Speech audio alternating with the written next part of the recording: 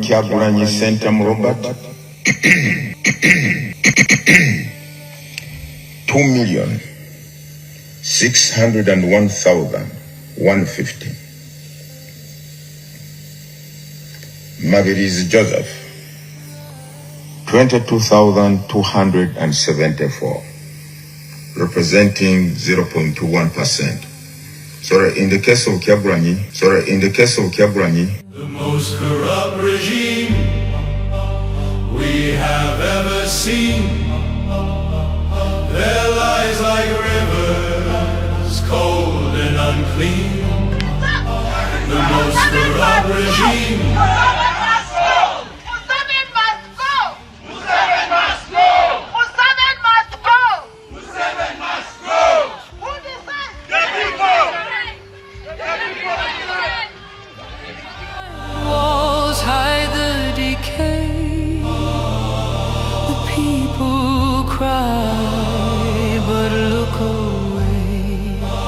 Mbaniriza nnyo basebo ne banyabo wano ku Media Choice Online Television yenze kankaka Emmanuel Peter. Ku lw'omukaaga ennaku z'omwezi nga 17 January 2026 zagenda okuwera ssaawa 7 n'eddakiika 37 East African Standard Time misana ttuku mu Uganda. To be specific zaali ssaawa 7 n'eddakiika 37 ne sekendi 39 Kyagulanyi Sentamu Robert ow'ekibiina kya National Unity Platform yali amaze okuwangula obwa pulezidenti bw'eggwanga lya Uganda ng'era obwa pulezidenti yabuwangulira ku bululu bwonna obwali bukubiddwa nga yafuna ebitundu 71 n'obutundutundu 88 ku bitundu 10 eby'obululu bwonna obwali bukubiddwa. Constitution y'eggwanga Uganda eragira akakiiko k'ebyokulonda kalangirire ebivudde mu bwa pulezidenti mu ssaawa 48 ku ssaawa 7 n'eddakiika 37 ne sekendi 39 wali wabula essaawa 3 zokka tutuuke ku ssaawa 11 ezaali ziragirwa mu mateeka nga bw'ozisukka oba omenya etteeka ly'okulangirira ani awangudde obwa pulezidenti. Naye ku ssaawa zino Robert Kyagulanyi Sentamu already yalina ebitundu almost 72 to be specific 71 n'obutundu 88 ng'eyalangiriddwa nti yawangudde mu kaseera ako yalina ebitundutundu 24 n'obutundu 46 amounting to 24.46% of the total votes. Ng'essaawa ezo ne bw'okwata obululu obusigaddeyo bwonna n'obumuwa tasobola kweyongerako yadde 10% esobozesa omusembereza okumpimpi n'omuwanguzi. Basebo ne bannyabo mu programu eno nziza okubategeeza nti bannansi bonna nga mutwalidde n'ababadde mu kakiiko k'ebyokulonda mu Kutale Center gavumenti eriko baajenyiwa era baakitegedde ne bafulumya entambi. Evidence yakakasizza nti ku ssaawa ezo Robert Kyagulanyi Sentamu yabadde yawangudde dda akalulu.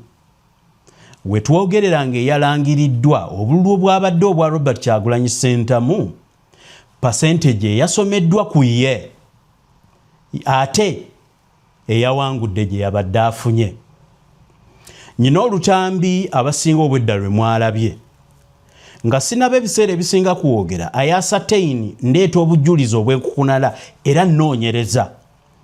Njagala okubakakasa nga sikirumyemu nti akatambi akatambula ku social media ku percentage ya Robert Kyagulanyi Sentamu ku ssaawa 7 n'eddakiika 37 ne sekendi 39 akavudde ku Kutale Center katuufu nnyo, katuufu ddala. Si artificial intelligence, si kayiiye, si software mufere eyakafulumizza yabadde inside mu Kutale Center. Okunoonyereza kwenkoze okwange investigation ya mawulire. Omanye entambi nnyingi zitambula ku social media nga battemu zirinaako obujulizi. Akatambi kenjogerako katuufu. Kankatandikireko tukatunuulire tukeetegereze. Mwenna mukalabe. Olutambi lwenjogerako lwerwo. Lulagira ddala live presidential results, real-time election results from across Uganda. where 93.61% by saawa 7 n'ekitundu ebitundu 93 ebyobululu byabadde bimaze okubanga bibalibwa ku balonze ebitundu 5 50.34% ebya miliyoni 21 mu emitwalo 64,967 ababadde balonze ku polling station emitwalo 5,739. Robert Kyagulanyi Ssentamu already yabadde alina obululu miliyoni 7,669,778. Okusinziira ebintu byonna nga mubiraba ku screen awo mbagambye, I have subjected this video to a scientific investigation based on an investigative journalist nganze nenkizuula nti akatambi ako kali 100% katuufu nga bwe mukalabaawo results bwe zaabadde. Ndowooza nja kwetaaga nzuumingire eddala mulabe essaawa zenjogerako zaabadde ssaawa mmeka. Bw'otunuulira percentage gyenjogerako nga bw'oziraba n'obudde n'ennaku z'omwezi nga bwe ziriko, tale yonna ogiraba.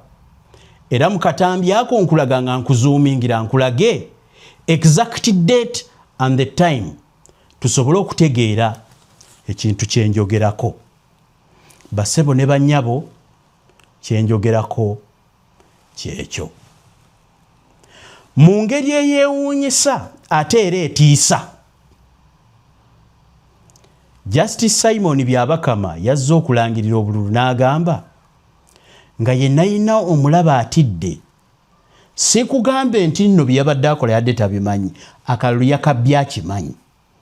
Era si wakana nti byabadde akola yabadde tabitegeeza, yabadde akirimu nga buli kimu akimanyi. Ekyenjawulo yabadde asoma ebituufu ng'abiwa omukyamu. Muwulirize. Is as follows. Bulira Frank Kabinga 44,328, representing 0.42% of the valid votes cast for the candidates. Kasivante Robert 32,224, representing 0.30% of the valid votes cast. Kyagulanyi Ssentamu Robert 2 million. N'akolola buli yabadde atuuka okusoma obululu obutuufu nga yeekaliza ddala mu ngeri ey'okutya ng'era bwe muwulira. 601,000. Obululu bwe weetegereza bwali mu kusoma ssaawa eno buli ku sayidi ya Museveni, omubbi w'obululu eyalangiriddwa.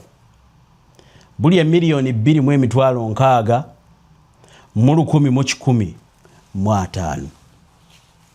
Naye nga newankubadde obululu obwo buli miliyoni 2,615,115, nabwo tewali yakamuwadde. Nyina obutambi okwetoloola ensi bannansi bwe bafulumizza nga bulaga nti nabwo batiikinze butiikinge, tewali yabutadde mu bokisi. Naye katusooke tumaleyo wano results ngende katambi kali. 601,150. 22,270. Mabirizi Joseph representing 22,274, representing 0.21%. Sorry, in the case of Kyagulanyi yatidde okusoma nga ne byasoma tebikwatagana, n'atuuka n'okwagala okuddayo waggulu. Akakasa abantu ku percentage n'okugyerabira yagyerabidde ng'okutya kwalimu tekugambika. Eddoboozi eryo ly'owulira ndi enhansinze bwe nehansinze ndisituddemu busituzi, kubanga eyabadde alikodinga yali recordingidde mu background nga kyalaga ku screen eri ono Byabakama yabadde asoma. Sorry, in the case of Kyagulanyi, I beg your pardon, that tally represents 24.46%. 24.46% for Kyagulanyi, who has 2,601,150. Mugisha Gregory Muntu Oyera, 57,019. That is 57,019, representing 0.454 of the valid votes cast. Munyagwa Mubarak Serunga, 30,509 votes, representing 0.29% of the valid votes cast. Nandala Mafabi James Nathan, 202,802, representing 1.91% of the valid votes cast for the candidates. Yoweri Tuhaburwa Kaguta Museveni, 7,643,778 votes, representing 71.88% of the valid votes cast. The valid votes in total for all the candidates are 10,634,084. Invalid votes. Njagala okubategeeza bassebo ne bannyabo nti ekijja mu ggwanga lyaffe Uganda tekikkirizika. Okusinziira ebintu bwe bitambula, eyansomesa amawulire yaŋŋamba nti munnamawulire oba n'omukisa ogutegeera ebintu bingi, kino kikuwa olukusa okusobola okukola precise predictions ku ki ekisobola okuddako mu mbeera yonna gy'oba onoonyerezaako. Ebbanga lyonna mbadde musajja ali mu mawulire g'okunoonyereza ku nsonga eziruma bannansi naddala ezo ez'ebyobufuzi.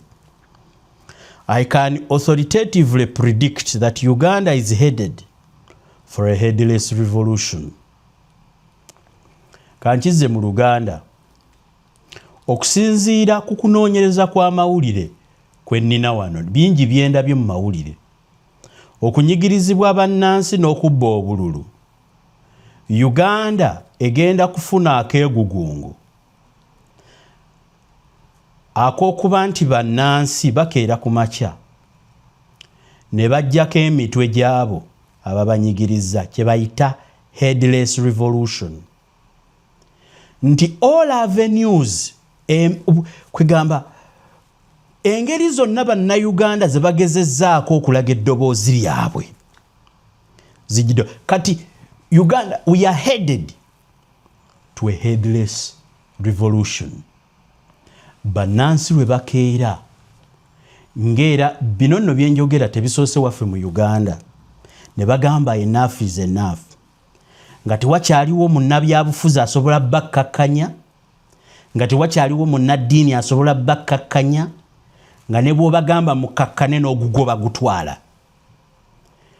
Depending ku bubbi, ejjoogo, akamanyiiro kendaba akali mu ggwanga Uganda nga munnamawulire omunoonyereza, I can predict a possibility of a headless revolution in the country Uganda bwe babanga abalimu mu nsi yaffe Uganda bwe bati bwe bagenda okukola bannansi. Njagala obbategeeza bassebo ne bannyabo nti tewaliiwo n'abo bennyini abalabikidde mu ttenti n'ababadde mu kubala mu kakiiko k'ebyokulonda yakkiriza nti Museveni yawangudde akalulu. Taliiyo. Ne yakasomye yennyini, he's guilty. He's guilty. I'm not saying he's not guilty. Ne yasomye akalulu kennyini, he's as guilty as gwe yalangiridde. Naye psychologically kyabadde kimukuba omutima.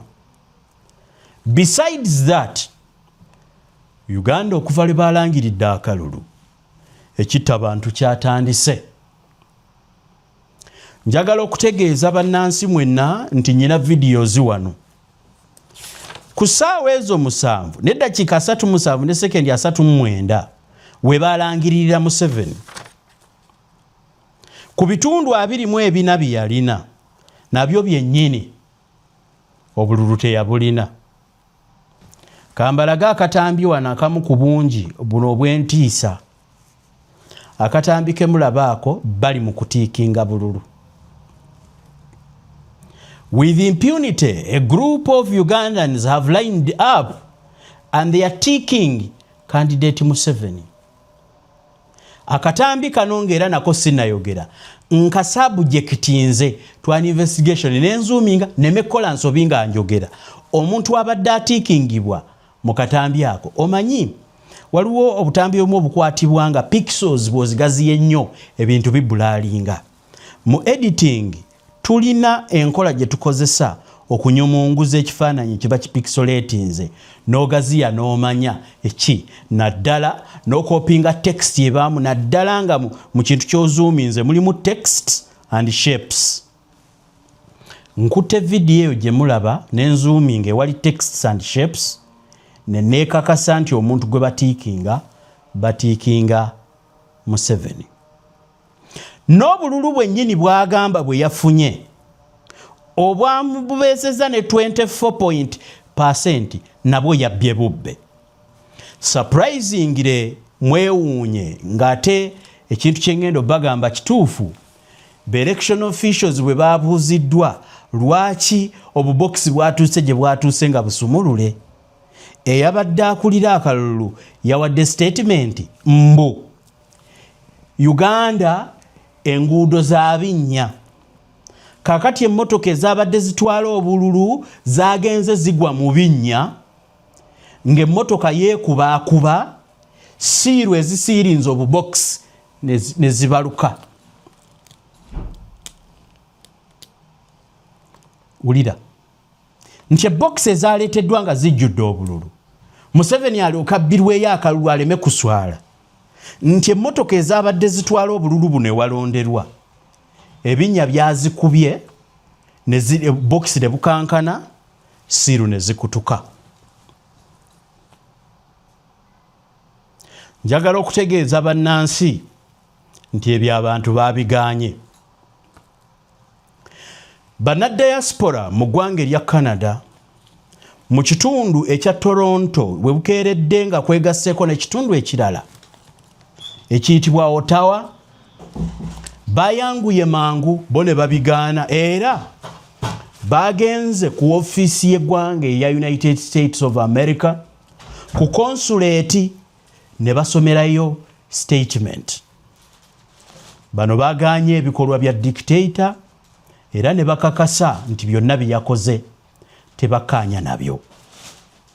Bakikoze direct ku ofiisi eya United States consulate eri mu Toronto era we bagenze ne batwalayo statement yaabwe ekakasa kubanga to avoid a headless revolution gye mbagambye nti ekijja mu ggwanga Uganda bantu keera ku makya ne batemako abababba emitwe openly nga tewakyali kuteesa.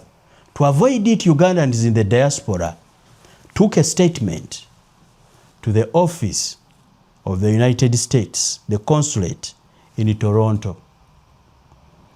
Nabaddeko bulungi nga ngoberera kansoke mbazanyira akatambi ako. You listen to that statement. Okay. Statement yeyo ng'ogimaze okwekalakaasa okw'enjawulo okugezaako okukumaakuma bannansi ensi zibiyingiremu endala ng'abantu tebannatuuka kwetemako mitwe. Yabaddewo mu ssaza ery'e Toronto bannayuganda gye bagenze ne beekalakaasa. Seriously ng'omuziro ogulaba gugudde obutiti n'obunnyogovu. Ugandans endeavored to come out of their houses and demonstrate that they disagree with the results. Oyinza okutunulira bannayuganda bano n'olowooza nti ekintu kye bakola it is the usual, it is the normal. They are trying to avoid what is about to happen. Omanya abalunnyanja bagamba nti ennyanja bw'eteeka dduka. Gwe bw'olaba ng'okedde ku makya n'otta abaana b'abanno mu maka gamu n'okuba abantu 10 amasasi emirambo ne gigwa.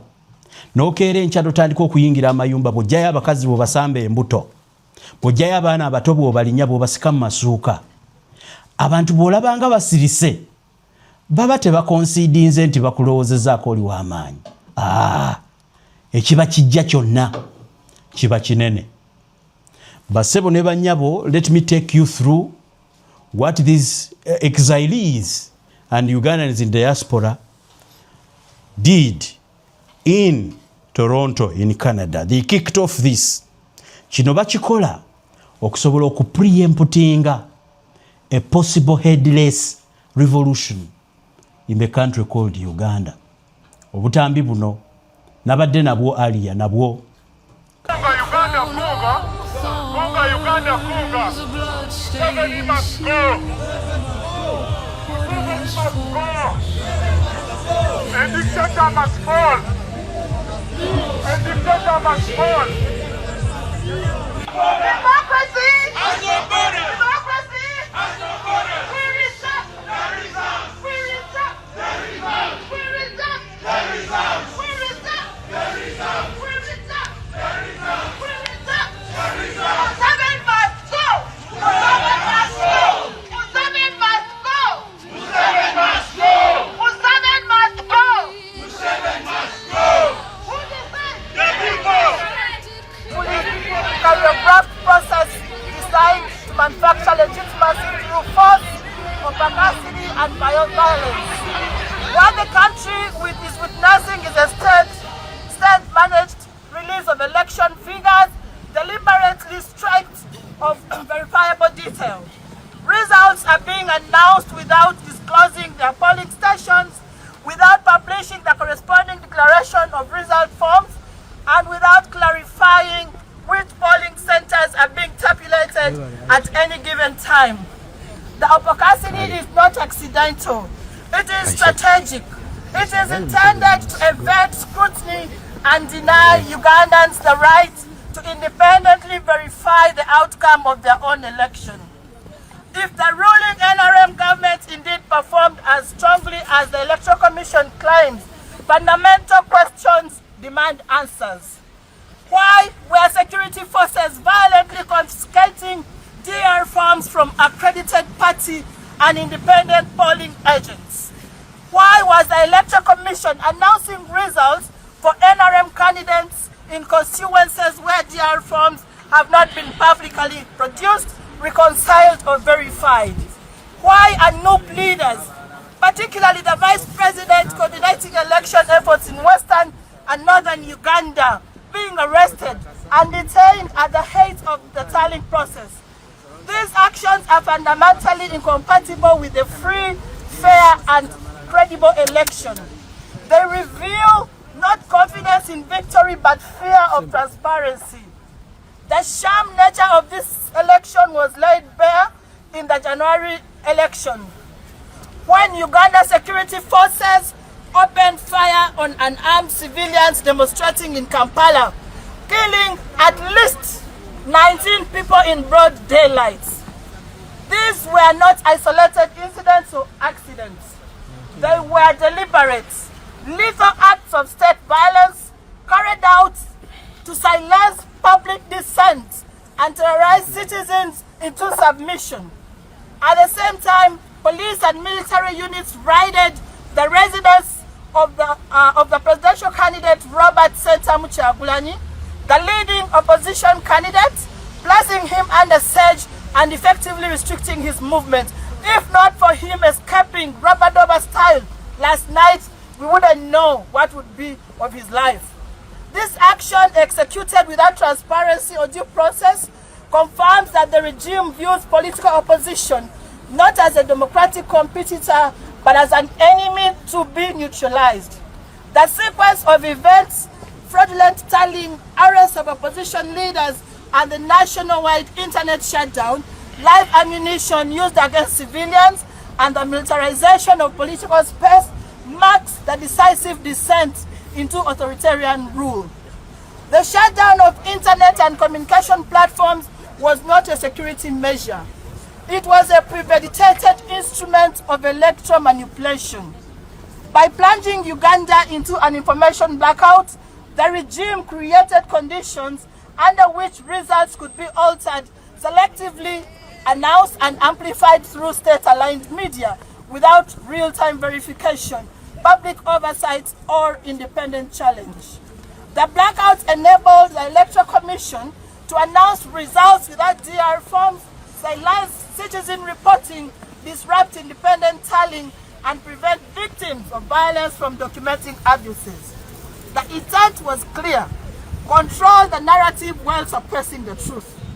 It is now evident that the Electoral Commission already announced General Museveni as the winner, based on prefabricated figures designed to project an insurmountable lead. This outcome has been engineered long before the election through intimidation, censorship, administrative capture of institutions, and brute force. Yet in attempting to conceal the fraud, the regime has instead exposed itself. The world is now witnessing in real time the true character of a 40-year dictatorship, sustained not by its consent, but by coercion, violence, and deception. The Ugandan diaspora will not remain silent. The National Unity Platform Diaspora, together with democratic allies, are organizing demonstrations just like this one. And these are our key demands. The killing of civilians by the state forces must stop. All political prisoners and enforced disappearance must stop, and prisoners should be released immediately. The civic and democratic space must be opened up. Electoral fraud and institutional complicity must be talked about, and accountability should be given to the people of Uganda and the world. We further petition international stakeholders, and in this case the United States of America, you being the biggest funder of the dictatorship for the last 40 years, both financially and by military equipment, we are demanding that you hold the dictatorship accountable. We call for you to condemn all the killings and the post-election violence. We call for independent international investigations into electoral fraud and human rights violations. Targeted sanctions against individuals responsible for ordering and executing violence. Suspension of security assistance during the tallying announcement. Ngojeko akatambi ako nga bwe mbukulaze. Ugandans proceeded and wrote statements. Era mu statement ze bayogedde mu bwanvu ngera kugikuzanyira programu eno gyegenda okuggwera. But I need to bring in this nga tunaba genda eri mu statement enzijuvu ndyoke nkubuulire kino. Kyewuunyisa ng'ate kituufu nti mu ggwanga Uganda tewakyaliwo kintu kyonna kisobola kukomya bubbi bwa bululu na bannayuganda kunyegerezebwa. Ebitongole ebyajja okuobservinga obululu, ebitongole ebiri credible ebiva mu nsi z'abazungu byammibwa certification. Akakiiko k'ebyokulonda jjukira ke kagaba certificate ke kakkiriza ekitongole kyonna okuyingira mu ggwanga kyetegereza obululu. The Electoral Commission is in charge of certifying election observers. Kyalemesa ensi ezirimu demokrasi ez'observing obululu okuyingira mu ggwanga Uganda okukola observation. Batandika bakwata akulira okuobserving obululu mu Africa omukyala ayitibwa Sarah Birete. Abasigadde election observers across the most democratic countries are all over the world ne babamma certification or accreditation to observe the elections. Oli ayinza okukeera ku makya n'akugamba nti akalunga kabaddemu b'observer muwulire. Buli yazza okuobservinga obululu kituufu bipumpunira, bikutiya ebiwedde emirimo, era byazze byasamya okutwala enguzi bikola alipoota. Kyewuunyisa nga kituufu nti eyaliko president mulamba ng'amanyi n'ekisobola okuva mu bubbi bw'akalulu. Oweekitiibwa Jonathan Goodluck eyakulidde joint mission eya African Union eya Common Market for East African and South Africa giyite COMESA n'eyakulidde eya Intergovernment Authority on Development giyite IGAD. Alipoota gye yakoze yavumiridde ayita ku ngulu nga byayogera bye bintu n'omwana omuto byalaba. Ekinyusi n'akirekayo nti bwe tutunuulidde obululu tebubadde bwa bwenkanya. Kakati bwe weetegereza the East African Community ambassador eyazze omukyala Eda Mukabagwiza, ndowooza liri abadde erinnya lye Mukabagwiza, ebyekisulu byonna byeyayogedde, alipoota ku byeyayogedde ne bw'ogitaputira munnansi asembayo kubanga mutegeevu kitono mu byobufuzi tasobola kukkiriza mukazi ono byeyayogedde. These were agents of the dictator handpicked to come and legitimize his atrocities in our nation. Kakati, African Union, shame upon you. COMESA and IGAD, shame upon you. To our surprise, there came something called the East African Standby Force. What is the East African Standby Force? The East African Standby Force mbuli ejje lyateekebwawo nga liri contributed by amawanga ga East Africa lisobola okuyambako mu biseera by'obwetaavu naddala mu biseera ebyakasambattuko ng'ak'obululu mu kugaba emmere mu kuleeta amagye gataasa embeera y'abantu abaguddemu akasambattuko. The East African Standby Force nga bannansi bakubwa amasasi battibwa, nga bannansi baggyibwa mu mayumba, abakyala b'embuto basambibwa emigere. Bakoze ripooti ne bagamba nti bo tebalina kye baalabye. Sincerely mbu tebalina kintu na kimu kye bakoze eki kye baalabye. You can't imagine what kind of a standby force it is that cannot even see that live bullets, people were shooting at people, live bullets. Nyina akatambi nga amajja ne poliisi bagenze bawamba akabokisi nga balina emmundu. Abantu abasoba kati mu 150 mu Uganda bakakubwa amasasi nga battibwa just to be seen wearing a red beret ku mutwe gwo, just to be seen being happy because or demanding for justice, demanding the actual results of an electoral fraud. Nyina kenjagala okubagamba mukimanyi nti akakiiko k'ebyokulonda katwalibwa mu maka ga Muhoozi gye katudde. Abantu ababeera e Lubowa mumanyi bulungi amaka ga Muhoozi we gali ne Electoral Commission kati we baagitadde. So Ugandans, you may not know, naye yabadde akulira ejjooga eryo yakulira amagye. Electoral Commission yaggyibwa yonna gye yaggyibwa n'etwalibwa ku ttaka eryabbibwa ery'e Lubowa. Mumanyi bulungi nti yali estate ya Buganda ne bannyiniyo mugimanyi bulungi. Yabbibwa mu mulimu national housing, ebizimbe ebazimbamu munnansi gwe Munnayuganda kale bagiyita national housing. It is national housing. Genda bugenzi ng'oli Munnayuganda otambulireko ku ttaka lya national housing because it is something, a property of the nation. Genda yo bugenzi otambulireko a Ugandan. Mu sekendi ezitawera 15 abasirikale bajja kufubutuka mu ttaka from wherever nga otambula na mu Bisaka.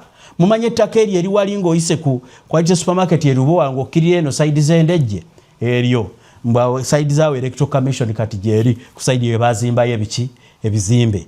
Surprisingly bw'otunula kasozi akamu wali eri waggulu Command Center ya singa saawe eno kutirimbula bannayuganda weeri eyawambye akasigireko ebyokulonda.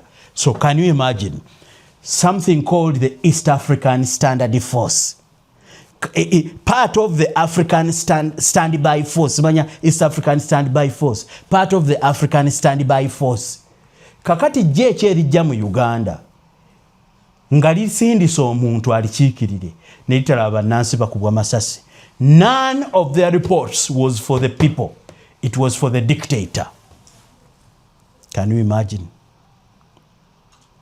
Basebo ne banyabo nsaba okubategeeza nti nga newankubadde Kyagulanyi yawangudde akalulu n'ebitundu ebisukka mu 7. Actually, the guy swept the election. Kubanga ne ku butambi bwe tulina Museveni obululu bwe yafunye batiikinze butiikinze ne babuteeka mu box ne babutwala mu Western Uganda. Thank you Ugandans for having your voice to be heard. Basebo ne banyabo, waliwo statement yakoleddwa bannayuganda mu Toronto. Bano abeetabye mu kugenda nkugambye bannayuganda kye bakola oyinza okiraba n'olowooza nti bye bya bulijjo. What they are doing right now is to preempt a possible headless revolution in Uganda. Efforts z'abannayuganda zebakola bwe mulaba bali mu diaspora kwe kusobozesa amawanga akwetooloola ensi eno okutangira ekiyiwa musaayi ekigenda okuddako mu Uganda ng'abantu basobeddwa ekyokukola nga tebakyalina kyakukola.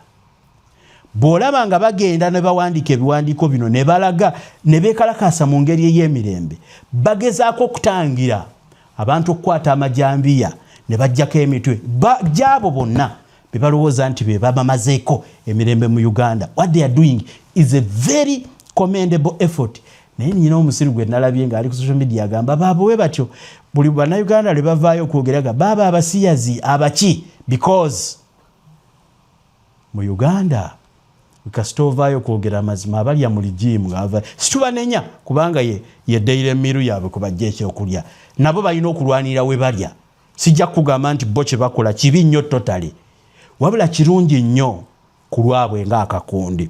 Ku lwa bannayuganda mwenna awamu, you must know what is happening.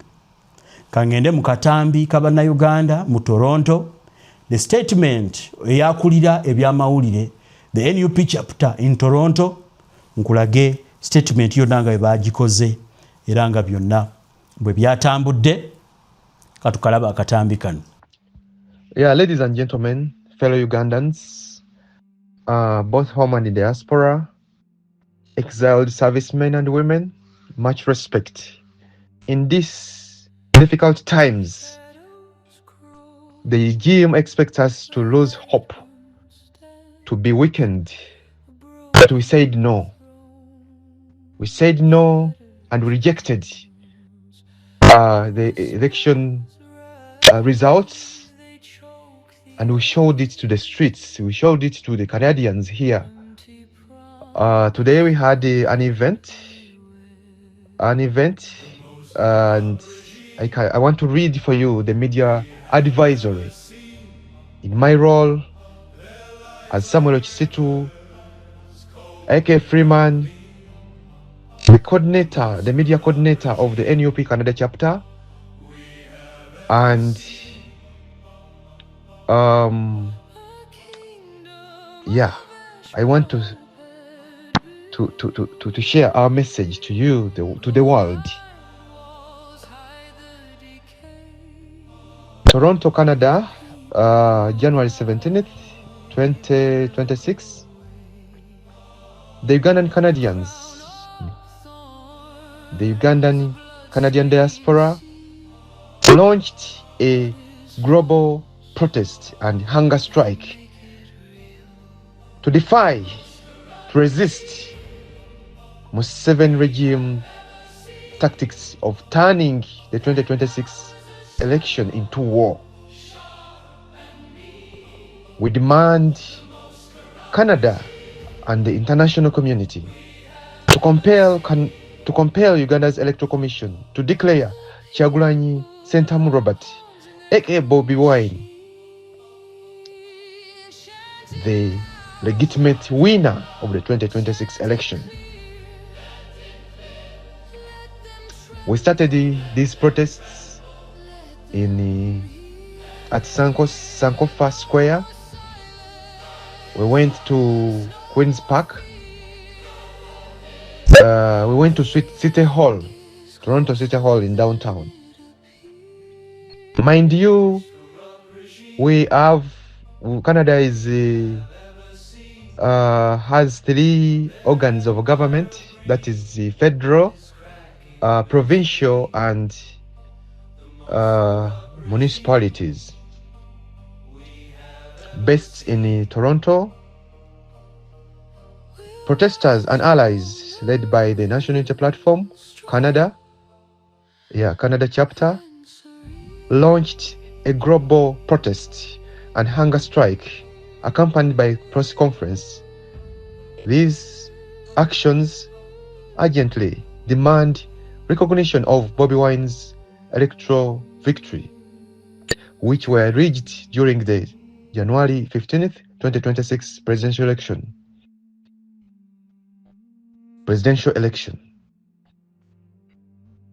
that were marred by widespread violence and repression. The protesters are calling on the government of Canada and the United Nations and the International Criminal Court to investigate such violence and to ensure justice and accountability. With the protesters have further demand an end to Canada's complicity through silence, diplomatic normalization, or continued cooperation with a regime accused of killings, abduction, torture, beatings, enforced disappearances, and displacement of citizens into refuge and exile. Those who stay home become political prisoners for opposing the government in power. This intervention responds to the mounting documented evidence that that Uganda's 2026 elections were conducted under militarized and coercive conditions, including extrajudicial killings, abduction, arbitrary arrest,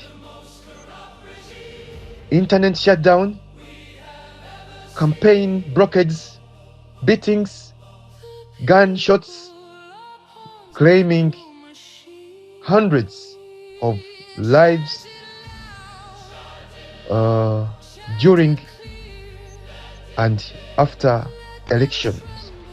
Others are ailing, injured in hospitals. A United Nations human rights report dated January 9th, 2026 confirms widespread repression and impunity. Widely circulated footage shows opposition leader Bobi Wine campaigning in a bulletproof vest and helmet, stating publicly that the regime has identified him as the primary target. Credible democracy should not force opposition candidates like Bobi Wine to dress as for war, then end up arrested and his family invaded on January 16th, 2026, while the incumbent dictator Museveni declares himself winner of the rigged elections by swapping the election victory of Bobi Wine, giving it to Museveni by the EC chairperson Byabakama Simon.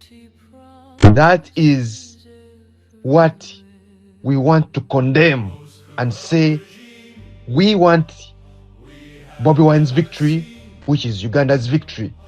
We want it back.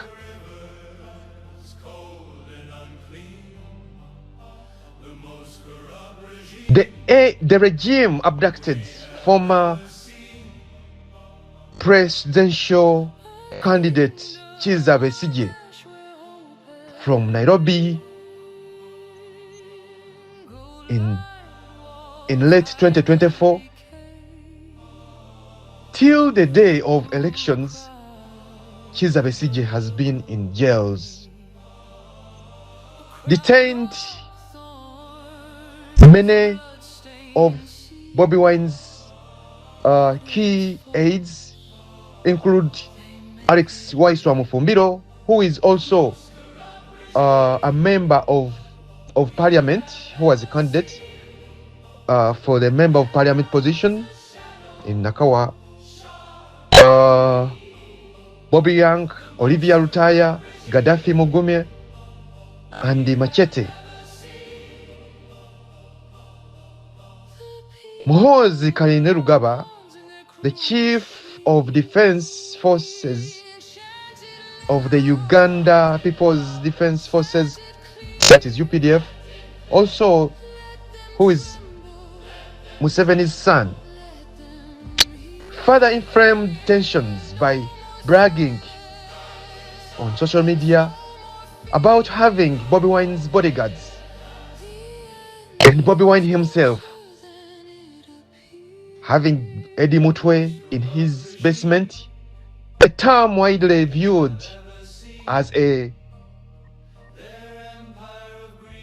euphemism for the torture chamber.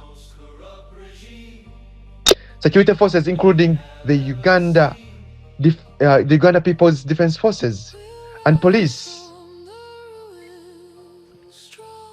and Special Forces Command, SFC, have been repeatedly documented using lethal and the excessive force against civilians and opposition supporters, while the Electoral Commission has remained silent or complicity, fatally undermining the credibility of the electoral process.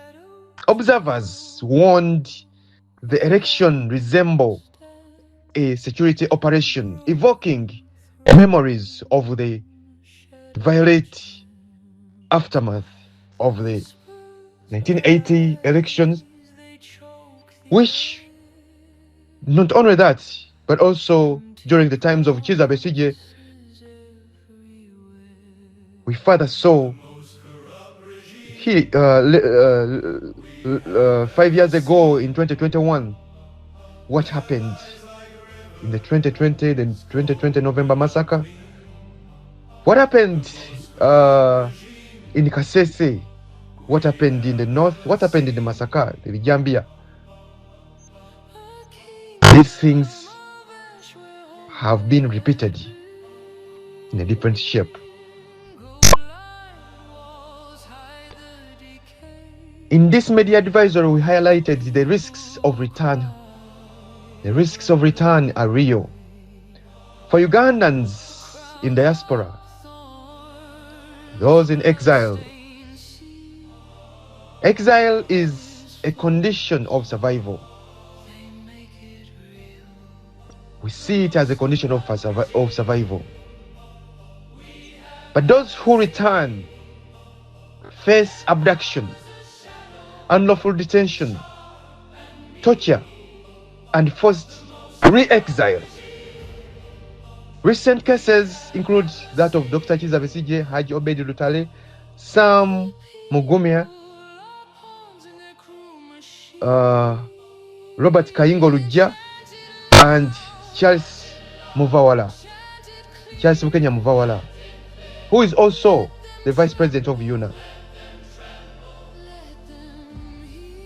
Our hearts as journalists go to fellow journalists, activists, Henry Kakensa,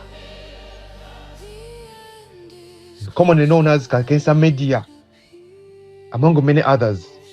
Thousands of political prisoners remain detained, including members of Bobi Wine's campaign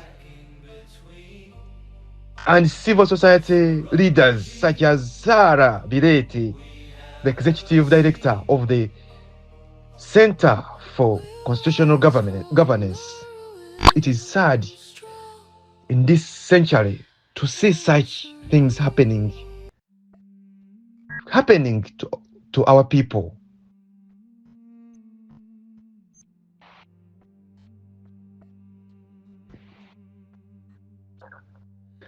In this media release, we also highlighted why this protest or why the anger strike matter. It's not a one-day thing. It has just started, and this is day one. We highlighted why Canadian government is required to intervene. Uganda's 2026 elections should be a civic exercise where people can make civic input free and voluntarily. Instead, it has become a referendum on over 40 years of military rule. Since Bobi Wine's nominations in September of 2025, repression has intensified beyond the levels documented in 2021 elections. We have lived to see that the narrative African dictators fall, but in military scale, the race toward democracy. It's true in Uganda, but it's something we have to defy, we have to resist, we have to object, we have to reject.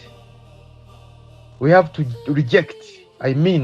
We have to say no to the war maker. We want a world maker. Museveni is a war maker, yet Bobi Wine is a world maker that Uganda deserves.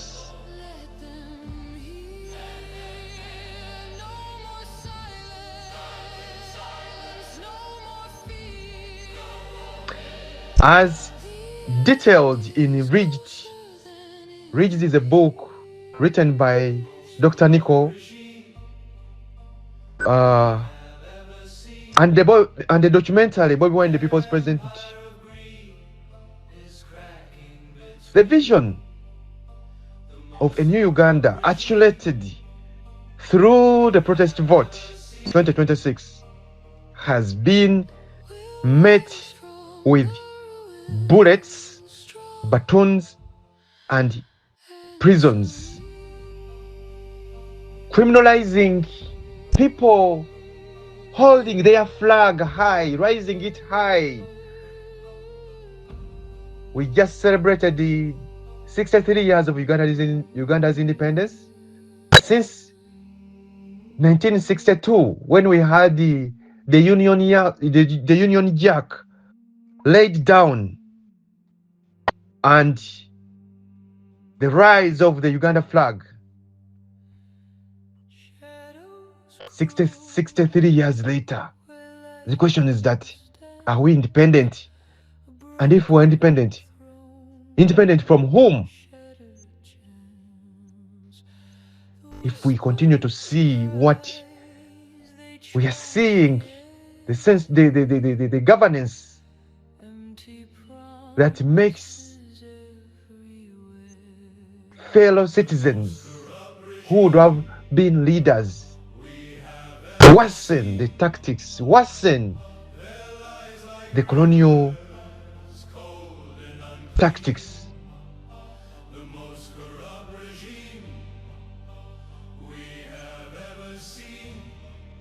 From Canada, where we say we are safe, we have access to global media, Ugandans in exile are speaking out because many cannot return home. Canada's crisis response matters. Silence is not neutrality. Silence is betrayal. it confers legitimacy. And in conclusion, we made calls to action.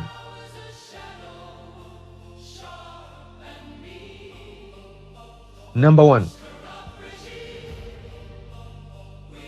we call upon the government of Canada to publicly order for the declaration of Bobi Wine,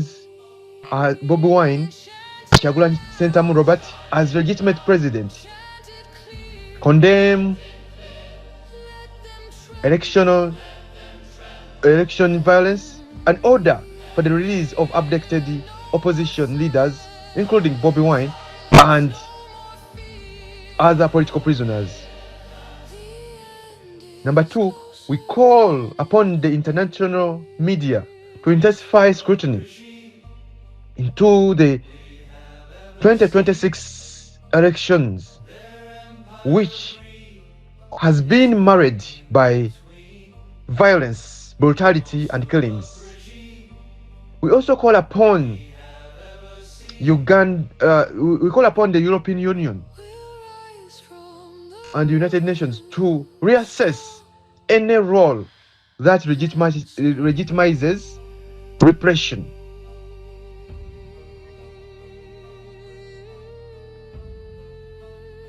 Human rights organizations, we call them to document and expose human rights violations in real time, because justice delayed is justice denied.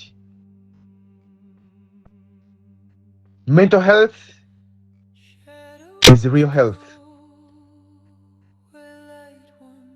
We have a mental health crisis, and we call upon the mental health crisis response teams to support the traumatized Ugandan diaspora and allies.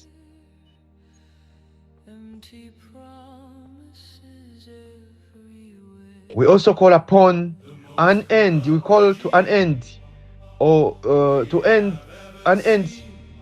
to the nationwide shutdown of the internet. Families must stay connected, and citizens deserve a free and open digital democracy. Thank you very much. As I remind the government,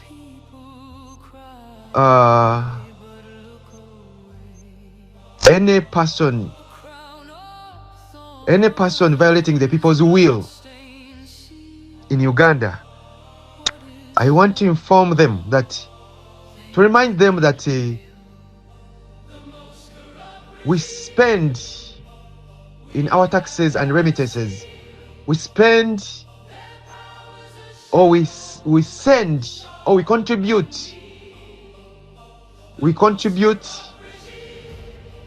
$2 million on Uganda's budget. But that money is not supposed to buy guns to repress fellow citizens and relatives who live back in our home country, Uganda. That money should have helped to better the service delivery. Pay teachers, pay civil servants, doctors, nurses, instead of buying tear gas to oppress the very citizens who pay the taxes that is used to oppress themselves. We also call upon Elon Musk to intervene with his Starlink to ensure that we have enough internet. We call upon President Trump to intervene in these issues. Muganda agamba nti bwadene igambwako nyeniryo. Ssaabasajja Kabaka wangaale ku lwa Katonda n'ensi yange. Samuel Kisitu Freeman. I sign out. Alright. Nebaza nnyo basebo ne banyabo abatambudde naffe okuva lutandise programu eno mpaka gye gweredde. Nkiddamu. As a journalist, aludde nnyo mu bintu bino. Depending ku kyendaba bannansi engeri gye bayitiddwa mu ggwanga Uganda. Uganda etambula egenda mu kiseera eky'olutalo olw'okutemako abanyigiriza emitwe. Olw'okuba nti bannayuganda bajja kuba buli muwaatwa we balina okwogerera guzibiddwa. Buli ddembe lye balina okufuna nga libaggiddwako. Ekiseera kigenda kutuuka ng'ali mu gganduula ya papa agenda okusabira atta abantu naye tekimutaliza. Kijja kutuuka ekiseera ng'omuprotestant takyasobola gamba abaprotestant nti temukikola. Ng'omukatuliki takyasobola gamba abakatuliki ne bweyita faaza ne bweyita kibishopu ne bweyita bishopu nga takyasobola kukakkanya abantu nti temugenda. Kigenda kutuuka ekiseera nga bamaama b'abantu ne bwamukubira essimu amuggyako bujja n'amugamba maama ebyo ebibyo byakoma. Tugenda kutuuka ekiseera ng'abantu banyigiriziddwa tebalina option. We head for a headless revolution.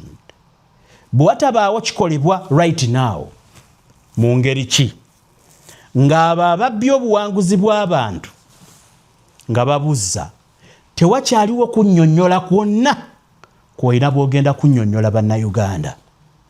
Ate abo abali mu paalamenti abateeka amateeka aganyigiriza abantu, I can authoritatively predict nti mmwe musooka ku listi ya headless revolution. I'm telling you the truth. Nga munnamawulire omunoonyereza bwe naabakweka mujja kulowooza mbalimba bannansi mubatuusizza ku mmaze. Kasita batuuka ku mmaze bazzaako ki? Kubalaba nti mmwe mututte buli kimu ekyabwe. Mube beegendereza nnyo muve ne ku buzindaalo.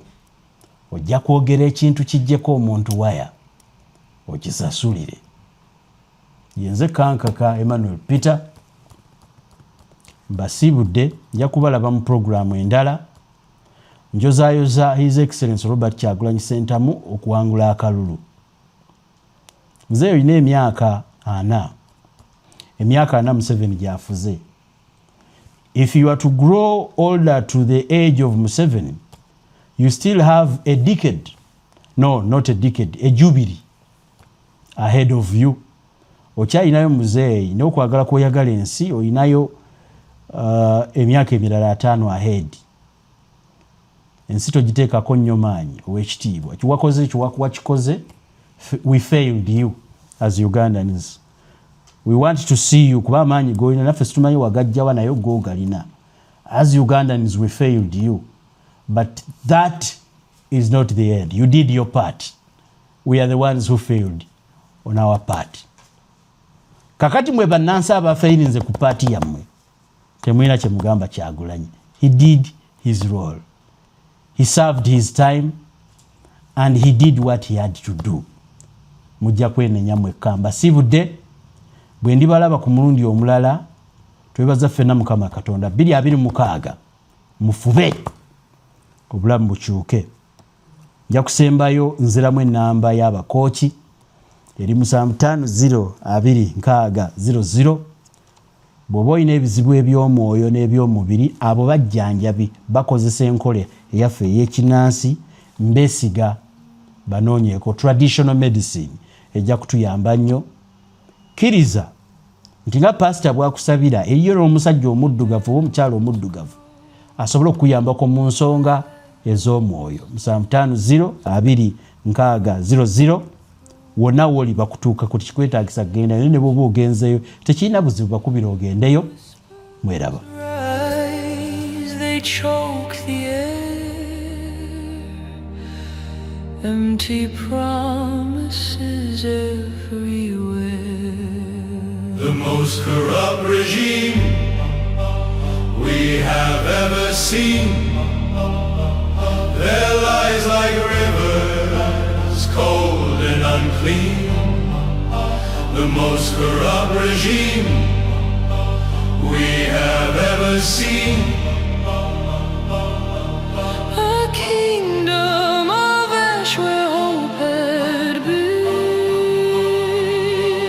Gold